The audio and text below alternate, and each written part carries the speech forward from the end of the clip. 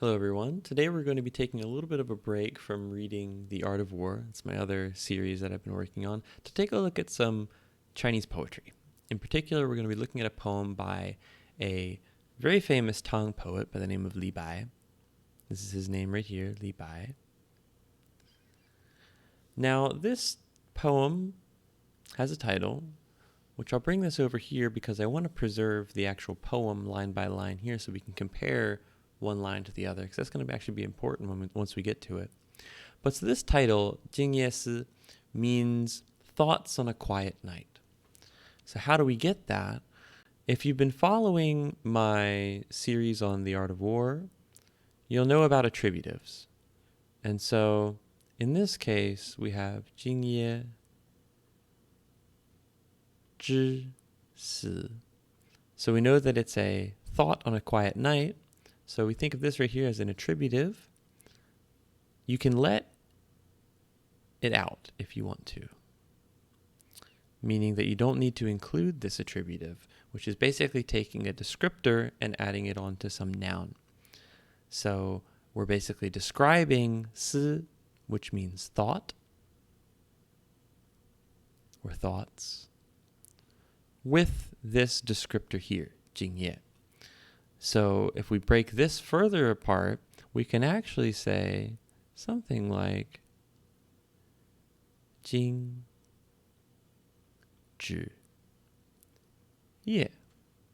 But again, if we want to, we can leave out that attributive. What is this? It is a night. What kind of night? It is a quiet night. So this means night. And this here means quiet. So if you really want to be pedantic and include all of the different little grammar kind of pointers, you can actually write this as something like 静止夜之思. Now, no one would really write like this in classical Chinese, but this actually helps us clarify the grammar that's going on. We have some kind of thought. What kind of thought? Thought that happens during a night. What kind of night? A quiet night. So it's thoughts that happen during a quiet night. All right, so that's the name of the poem. So that's the title. Got through the title. It's pretty simple. Okay, so now we have 2 lines for the poem. It's a pretty short poem, and it's actually pretty simple in terms of its grammar. Now, whenever you see these sets of 5 characters, generally what we see is actually that you can break these lines at the second character, so between the second and third characters. And you can actually do this, in this case, with all of them. And that's something that happens a lot in Chinese poetry, that we actually have these kind of set ways of organizing the characters. And you'll notice that all of them are in sets of 5. You can either take it as 2 lines containing 10, or you can think of it as 4 pieces containing 5. Now in this case, what we have is we have 窗前明月光.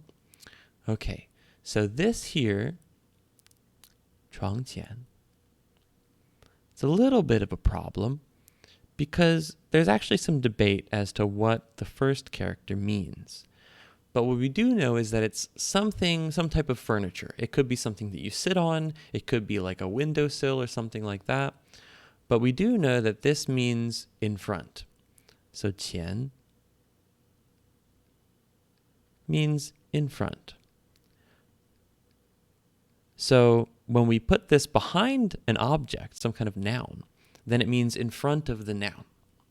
So if we have noun 前, this is actually very similar to modern, like Mandarin. Means in front of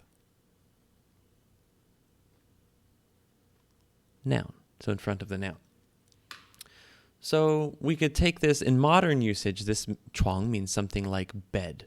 But it could also mean like a small stool, the one that's designed to actually be moved around and folded up. It could actually mean a windowsill or something like that.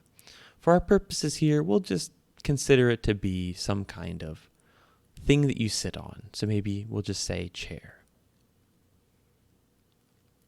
The details of the debate are actually really talking about all different kinds of usages of the word, but for our purposes, we're just trying to read the poem. So, in front of the chair. Okay, so that tells us the location. Location in front of the chair. Then we have this bit here, these three characters. We have, move my microphone slightly. We have Ming, Yue, Guang. So this actually takes the same form that we saw here. It's actually three different things that are all attributing to one another. So this Guang, this means light. Brightness, light. Okay, what kind of light? It is the light of the moon. What kind of light from the moon? Bright light.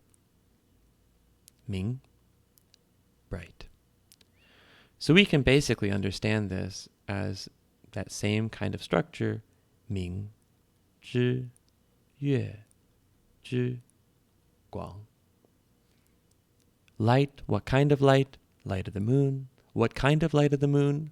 Bright light of the moon. Okay, really simple. So what we have here, if we put these two pieces together, 窗前明月光, we have in front of the chair, there is bright light from the moon. Really simple, okay? So now we look at this next part here. 疑是地上霜. So 疑 means to be suspicious. But in this case, it means something more like to take something to be. So to be suspicious,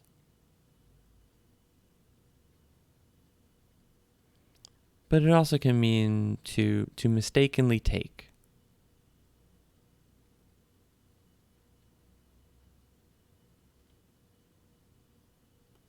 Something to be. That means that you look at it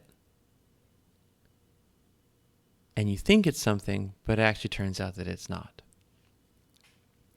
是. In modern usage, this means is, like to be. But in this case, it means this. So to mistakenly take what? Take this, meaning what we just said. So that's the light of the moon. So he sees the light of the moon in front of the chair. He mistakes that as what? 地上霜, this set here. So what is that? This is a little bit similar to what we just saw. But so we have, let's break it down. We put it over here. We have 地上霜. So 霜 means frost. Like the frost on the ground. Frost. And like we had with 窗前, which is in front of the bed, which we can even, if we want to break this down further, you could even potentially say 床之前. In front of what? The chair. Here we have 上, which is above. Right? And then we have 地, which is the ground.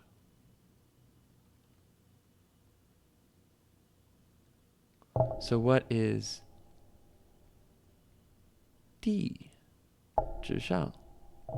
That just means on top. Which top? Top of the ground.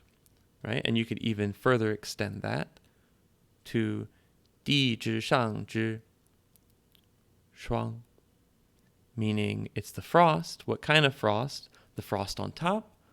Frost on top of what? On top of the ground. Okay? So he's mistakenly taking this, the light of the moon, to be frost on the ground. All right. So that gives us the whole first line. We have in front of the chair, there is the bright light of the moon. He takes this, the bright light of the moon, to be frost on the ground. Okay. So now when we get to our second line, it's very simple. These two here are actually directly parallel, we have 举头, which means to raise your head, and 低头, which means to lower your head. So in the first statement, we have 举,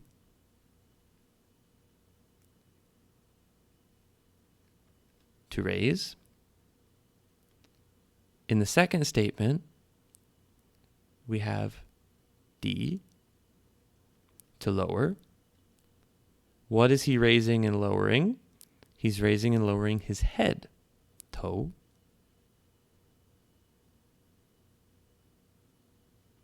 Head. So in the first line, he raises his head. What does he do? He 望明月. We already know what 明月 is. That's bright moon, right? So we don't need to cover that. We just need to know what this verb is. This verb that he says here is 望. To look at. Usually in the distance. So it's like to gaze at something in the distance. Okay? So what does he do? He gazes at the bright moon. Raises his head. Gazes at the bright moon. All right? And then in his parallel structure here, we have him lowering his head. 思故鄉. So 思, we already covered in the title. That means to think. Or thoughts. That's up here. Thoughts. So that gets us back to the title. He thinks, so in this case it's acting as a verb. So to think, put it here. To think. As a noun, it means thoughts. As a verb, it means to think. What does he think about? 故鄉. So if you followed my Art of War lessons, 故 can mean something like therefore. But it also means something like old or former. And so we're actually seeing 故 as an attributive. So it's describing the last one here, 鄉, which actually means town or village. So what he's doing is he's lowering his head and thinking about his old town, in this case his hometown. So if we bring that all together, write that down there for you, town or village. If we bring it all together, we have in front of the chair, he sees the bright light of the moon. He mistakes it, the bright light of the moon, to be frost on the ground. He raises his head and he looks at the moon, raises his head, gazes at the bright moon. He lowers his head and he thinks of his old town, his hometown. All right. So that's our first poem from the history of Chinese poetry. This one being Reflections on a Calm Night by Li Bai.